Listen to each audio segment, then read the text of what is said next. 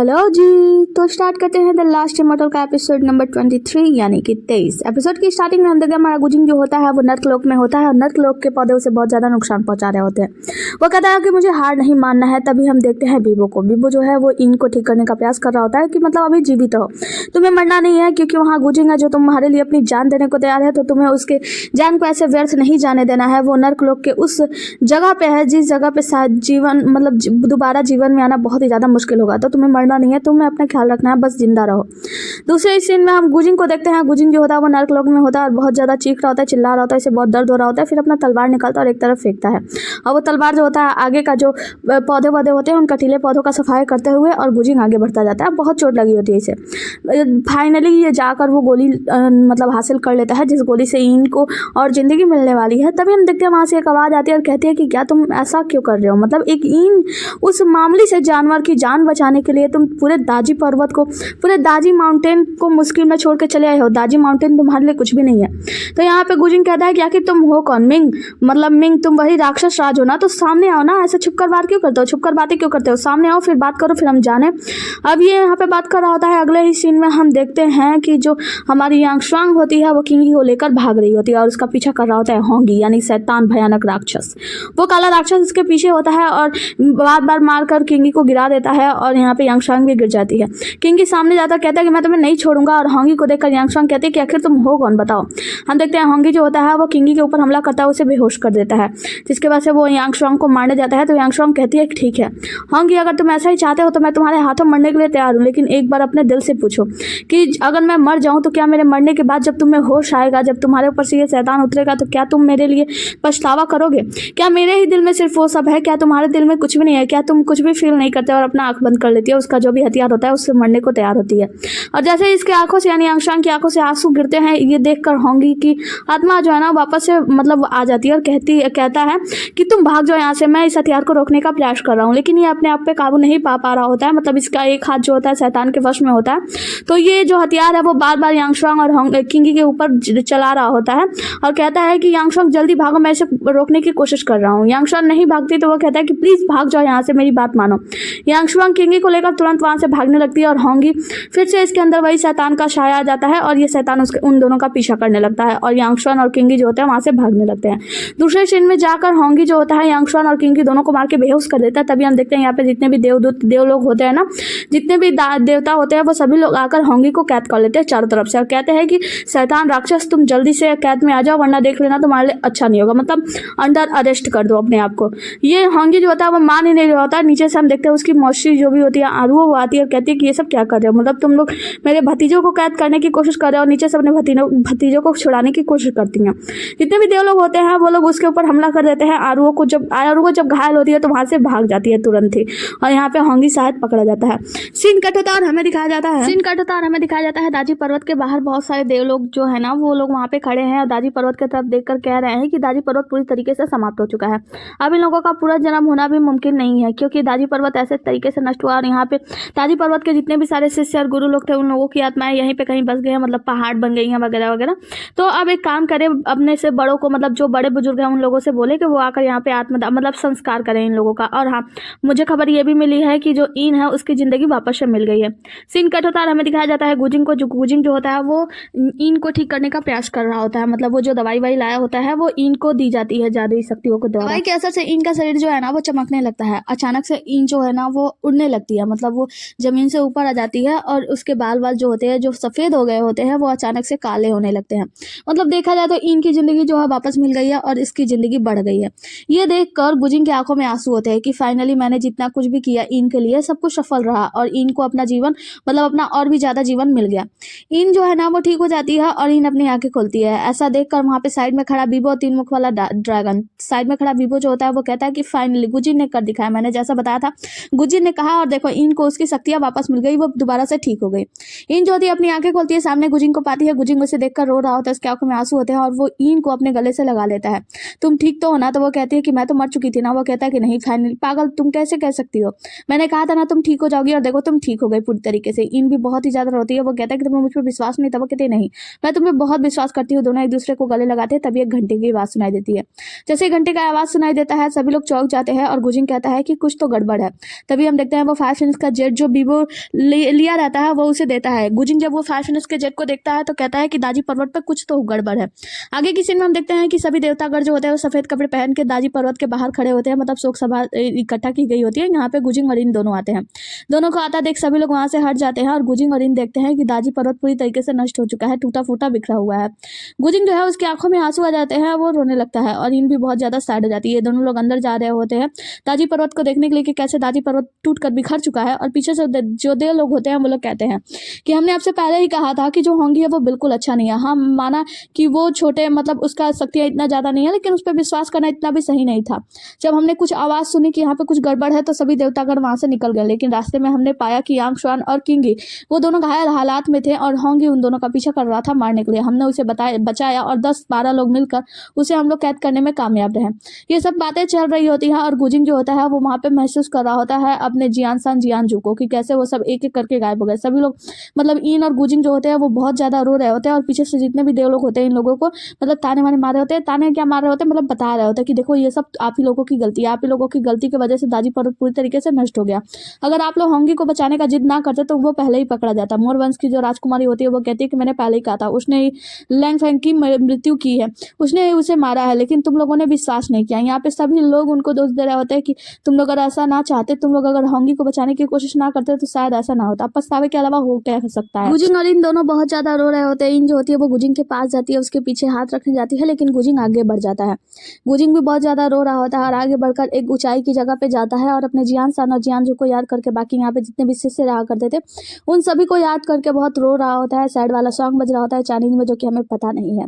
गुजिंग जो होता है अपने अपने दोनों हाथ फैलाता है और वहां पे उन लोगों को नमस्कार करता है विदाई देने के लिए और अपने नाखून को जमीन पे खुरचने लगता है। हम देखते हैं अचानक से गुजिंग के शरीर से मतलब सुनहरे कलर की लाइट जलने लगती है, मतलब उसका पूरा शरीर तपन के कारण उसके शरीर से अजीब से सुनहरी लाइट आने लगती है। गुजिंग जो है बहुत जोर से चीखता है। सभी देवगढ़ देख रहे होते क्या कि हो क्या रहा है गुजिंग के साथ, मतलब ये सब क्या है। हम देखते हैं कि जो गुजिंग है ना वो अचानक से आकाश में उड़ने लगता है उस सुनहरी लाइट के साथ। बहुत सारी आकाश से बिजलियां गिरती है जो कि गुजिंग के ऊपर लग रही होती है, बहुत जोर की बिजली लग रही होती है। गुजिंग बहुत चीख रहा होता है। यहाँ पे सभी लोग बहुत ज्यादा चिंतित होते हैं देव लोग कि आखिर ये हो क्या रहा है, ये तो रियल गॉड की मुहर है ना। सभी लोग कह रहे होते हैं कि क्या ये रियल गॉड है। और देखते ही देखते हम देखते हैं कि इन अभी भी सैड है, रो रही होती है और सभी लोग चिंतित है। और दूसरे सीन में हम देखते हैं गुजिंग जो होता है ना उसकी हेयर स्टाइल चेंज हो जाती है, उसके कपड़े चेंज हो जाते हैं और यहाँ तक कि उसके शरीर से इतने सुनहरे लाइट चल रही होती है कि देव लोग पूरी तरीके से उसे देख भी नहीं पाते। देव लोग जितने भी होते हैं वो लोग उसे निहार भी नहीं पा रहे होते। देखते ही देखते हम देखते हैं गुजिंग की ड्रेस और उसका हेयर स्टाइल उसका सब कुछ चेंज हो गया होता है। मतलब यहाँ पे सभी लोग देखकर आश्चर्यचकित रह जाते हैं कि गुजिंग जो है वो रियल गॉड है। तो गुजिंग का नाम है युआन कुई और ये है उसका तलवार जिसका नाम है सन तलवार, तो हम इसे तलवार ही बोलेंगे और गुजिंग तो हमारे लिए गुजिंग ही रहेगा हमेशा की तरह। यहाँ पे उसे देखकर ना सभी लोग आश्चर्यचकित होते हैं कि क्या गुजिंग जो है वो रियल गॉड है। तभी हम देखते हैं कि वहां से आकाश से कुछ बिजली सी गिरती है और वहां से दो लोग बाहर आते हैं। पहली होती है लेडी होंगचो और दूसरा होता है चंकी, इसका नाम चंकी है ना। तो अब ये सभी लोग देखकर आश्चर्यचकित होकर है क्या ये सच में रियल गॉड है, और सभी लोग वहीं पे घुटनों के बल बैठ जाते हैं और गुजिंग को जो है प्रणाम करते हैं, उसे रिस्पेक्ट देते हैं। दूसरे सीन में हम देखते हैं गुजिंग जो होता है वो महल के अंदर होता है और यहाँ पे सभी देवगढ़ यहाँ पे शामिल होते हैं होंगी को लेकर, मतलब होंगी जो होता है उसे बांध के रखा गया होता है। सभी लोग यहाँ पे रियल गॉड के सामने खड़े होते हैं और जो होंगी होता है वो अभी भी बेहोश होता है। रियल गॉड जो होते हैं वो सभी के तरफ देख रहे होते हैं। तभी होंगी को होश आता है और कहता है कि गुजिंग और इनसे कहता है इन जल्दी जाओ दाजी माउंटेन खतरे में है, उन लोगों को सबको बचाओ। और ये लोग मतलब जो रियल गॉड होते हैं वो तो बस उसका चेहरा देख रहे होते हैं। हाँ हुआ शू और सभी देवगढ़ जो होते हैं वो लोग कहते हैं कि आखिर तुम अब दिखावा कैसे कर सकते हो होंगी, क्या तुम्हें पता नहीं तुम्हारे हाथों से तुमने दाजी पर्वत को पूरी तरीके से मार दिया। वो कहता है कि नहीं ऐसा कैसे हो सकता है, मैं दाजी पर्वत को नुकसान नहीं पहुंचा सकता, मुझे मैं सच बताऊं मुझे कुछ भी याद नहीं है। ये लोग कहते हैं कि चुप करो, झूठ मत बोलो, हम सभी ने अपने आंखों से देखा है कि कैसे तुम यांग शुआन को और किंगी दोनों को मारने की कोशिश कर रहे थे। और फिर वहां पे मिरर में दिखाया जाता है कि कैसे होंगी जो है यांग शुआन और किंगी को मारने की कोशिश कर रहा है। तभी हम देखते हैं कि जैसे ही वो उसे मारने की पूरी तरीके से कोशिश कर रहा होता है, मतलब वो जो यांग शुआन होती है वो मरने के लिए तैयार होती है, कहती है कि ठीक है मैं मर तो जाऊंगी लेकिन क्या तुम्हें पछतावा होगा, ये सारी चीजें हो रही होती है। तभी वो जो मिरर होता है वो भी टूट जाता है, मतलब सारी बातें निकलती भी नहीं है।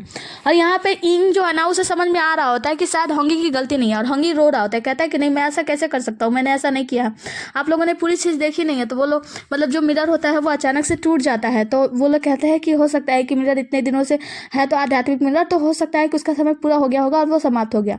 सभी लोग जो है वो मिलकर यहाँ से भगवान से मतलब रियल गॉड जो होते हैं उनसे प्रार्थना करते हैं कि कृपा रहम ना दिखाएं और इस जानवर को या होंगी को जान जान से मार दे, कृपया हमारी बात माने, इस जानवर को जान से मार दे। सभी लोग एक साथ मिलकर ऐसा मतलब रियल गॉड से प्रार्थना करते हैं। यहाँ पे जो हुआ शू होती है वो कहती है कि इसके वजह से मेरे होने वाले पति लैंग फेंग की जान गई, मतलब लैंग फेंग को भी इसने ही मारा, और साथ में यांगशुन और किंगी वो दोनों भी अभी तक बेहोश है, होश में नहीं आए हैं। देखा जाए तो वो कोमा में चले गए हैं।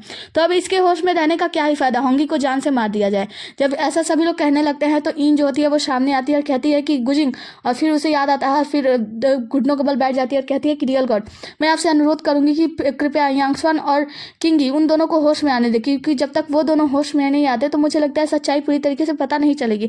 तो आप कृपया उसे होश में आने का थोड़ा सा इंतजार करें।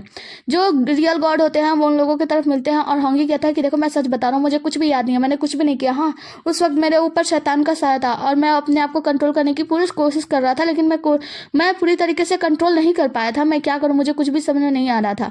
जिसकी वजह से रियल गॉड जो होते हैं वो कहते हैं कि ठीक है, अगर तुम ऐसा कहते हो कि तुम्हारे ऊपर शैतान का साया है तो ठीक है, फिर तुम्हारे ऊपर आकाश में आने वाली जो पूरा जीवन को खींचने वाली जो कोड़े हैं वो बरसाए जाएंगे। तो यहाँ पे देवलोग जो होते हैं वो कहते हैं कि आपको पता है कि अगर वो कोड़े बरसाए गए तो होंगी के अंदर अगर कोई आत्मा हुआ तब वो तो नष्ट हो सकता है, लेकिन अगर कोई आत्मा नहीं हुआ, मतलब कोई बुरा आत्मा नहीं हुआ, शैतान का साया नहीं हुआ, तो होंगी की मृत्यु हो जाएगी, उसका जान चला जाएगा। तो रियल गॉड जो होते हैं वो कहते हैं कि हाँ, इसके लिए यही सही है, क्योंकि इसी की वजह से इसी के हाथों तो दाजी पर्वत का नाश हुआ है, इसीलिए इसके लिए सही है। और होंगी तुम भी समझ लो, अगर तुम्हारे ऊपर कोई शैतान का साया है तो फिर तुम्हारे अंदर से वो शैतान का साया बाहर निकलेगा, वरना तुम्हारी मृत्यु वहीं हो जाएगी। और ये सब कह के रियल गॉड जो होते हैं वहां से, यानी गुजिंग जो होता है वहां से चला जाता है और सभी लोग वहां से निकल जाते हैं। आगे की सीन में हम देखते हैं इन जो होती है ना वो जाके चंकी से मिलती है। चंकी कहता है कि आनमरी हॉल में हमने उन दोनों को रखा है, यानी यांगशुन और किंगी को। वो दोनों की हालत अभी भी ठीक नहीं है और रियल गॉड जो है उन्हें यहीं पे रखे हैं और उनकी हालत ठीक कर जाने के बाद अपन से मिल सकती है। वो कहते हैं कि बस मुझे उन लोगों को देखना है, तो चंकी उन्हें अंदर जाने देता है। अब जो होता है इन अंदर जाती है और देखती है उन दोनों की हालत अभी भी खराब है, मतलब वो दोनों अभी भी बेहोश है। तभी हम देखते हैं कि जो किंगी होता है ना उसके पास रखा हुआ वो जो पोटली, मतलब जो दस्तावेज होते हैं जो कि उसे जियान सान ने दिया था, वो वहीं पे गिर जाता है। ये इन जो होती है वो उसे उठाती है और उस चीज को देखती है जिसमें उन सभी लोग, मतलब जो रियल गॉड है, मतलब जो जियान सान है, जियान जो, उन सभी लोगों की तस्वीरों जैसे दिखने लगते हैं। तो ये सारी चीजें देखकर याद करती है कि जब वो पहली बार दाजी माउंटेन पे आई थी, दाजी पर्वत पे आई थी, तो वहाँ पे सभी लोग उसकी कितनी ज्यादा रिस्पेक्ट कर रहे थे, सबने उसे कैसे कैसे तोहफे दिए थे, कितना ज्यादा सभी लोग खुश थे। वो सभी कुछ देखकर बहुत ज्यादा रोने लगती है। अगले इस सीन में हम देखते हैं आरुओ को। आरुओ को जब पता चलता है कि जो गुजिंग है वही रियल गॉड है, तो वो मन में सोचती है कि अगर उसे पता चलेगा कि जो होंगी है उसके अंदर मेरी आधी आत्मिक शक्तियां हैं, मतलब आधी बुरी शक्तियां हैं, तो वो क्या करेगा, मतलब वो तो मुझे ही साथ में नष्ट कर देगा। मन में ऐसा सोचती है और सामने लिनमो से कहती है कि देखो अगर उसको पता चल गया ना कि अगर वो रियल गॉड है तो वो होंगी को बिल्कुल नहीं छोड़ेगा। मुझे लगता है होंगी को बचाने के लिए हमें कुछ ना कुछ तो करना चाहिए, क्योंकि वो लोमड़ी वंश का राजकुमार है। जब ऐसा कहती है कि लोमड़ी वंश के जितने भी लोग होते हैं वो सभी लोग कहते हैं कि हाँ हम होंगी को बचाने के लिए अभी जाते हैं, सभी लोग वहां से गायब हो जाते हैं। लिनमो उन लोगों को रोकता लेकिन कुछ भी कर नहीं पाता है। सीन कट होता है और हमें दिखाया जाता है आगे की सीन में हम देखते हैं इन को। इन जो होती है वो आई होती है गुजिंग से मिलने के लिए, तो बाहर गुजिंग का तलवार उसे रोक लेता है। अंदर में हम देखते हैं कि गुजिंग जो होता है ना वो अपना प्रैक्टिस कर रहा होता है, या फिर यूं कहें कि अपनी आत्मिक शक्तियां बढ़ा रहा होता है या मेडिटेशन कर रहा होता है। उसके साथ में होती है लेडी होंगचो और चंकी। ये दोनों लोग उन्हें प्रणाम करते हैं और जो गुजिंग होता है वो अपनी आंखें खोलता है।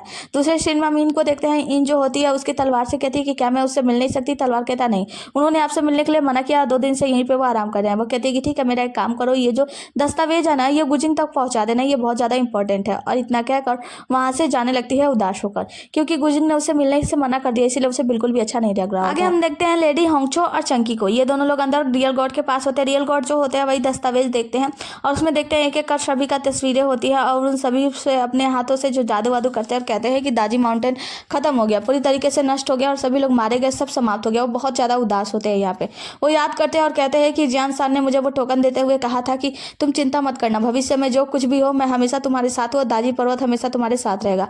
गुजिंग कहता है कि बड़े भाई जियान सान को शायद ये सब कुछ पता था कि क्या कुछ होने वाला है, लेकिन फिर भी उन्होंने मेरी बातों का सम्मान किया। मैं क्या चाहता हूँ इस बात पर ध्यान दिया। लेडी होंगचो कहती है कि आपके गुरु, यानी कि जो आपके गुरु हुआ करते थे, उन्होंने इस बात की भविष्यवाणी बहुत पहले ही कर दी थी, वर्षों पहले कर दी थी कि जो दाजी माउंटेन है वो बहुत ही ज्यादा बुरी तरीके से नष्ट होने वाला है, लेकिन मुझे पता नहीं था कि कुछ भी ऐसा होगा। उसके बाद से लेडी होंगचो कहती है कि वैसे रियल गॉड आपकी शक्तियां वापस शायद 2 दिन हो गए, 2 दिनों के पहले ही आपने अपनी शक्तियां प्राप्त कर ली हैं, तो अब 3 दिन आपके पास रह गए। नियमों के अनुसार आपको 3 दिन के बाद दैविक लोक में लौटना होगा। गुजिंग कहता है कि मैं नहीं लौट सकता हूँ और कैसे जा सकता हूँ, क्योंकि आपको अच्छी तरीके से पता है मेरा जितना भी काम है अभी पूरा नहीं हुआ है, मैं अपना पूरा काम करने के बाद ही यहाँ से लौटूंगा। जिसके बाद से सीन कट होता है और एपिसोड यहीं पे समाप्त होता है। मिलता है अगले एपिसोड में, तब तक के लिए बने रहिए हमारे साथ। Tata bye bye, take care. और हाँ, अभी तक बने बने हो वीडियो में तो वीडियो लाइक करके जाना। Okay bye.